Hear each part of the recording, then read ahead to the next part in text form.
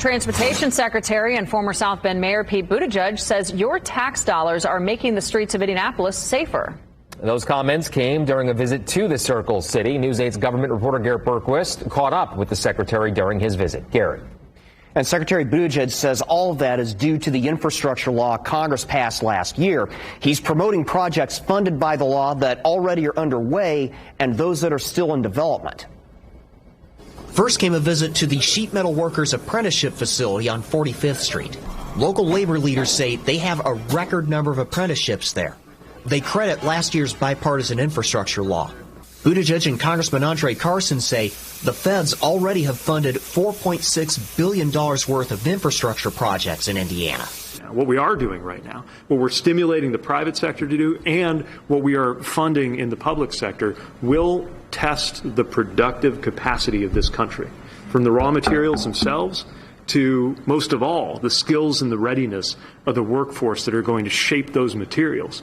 The workers he refers to might soon get to work on a major project very close to home. Earlier this year, the city got a $2 million grant to study whether to cap a section of the inner I-65 I-70 loop. This would create a recessed highway that could host new development on top of the trafficway. City leaders want to reconnect neighborhoods that were displaced when the highway was built in the early 1970s. The grant comes from the infrastructure law. What do cities gain from that sort of project?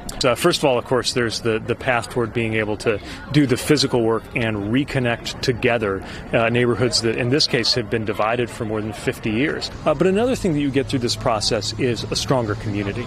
In the meantime, Buttigieg and city officials tell me they're celebrating a $25 million grant to convert 8 one-way streets into two-way streets. It's about the fact that when you design the streets better, when you have traffic moving at a safer pace, you are also less likely to see the kinds of crashes that are happening way too often on those 8 streets.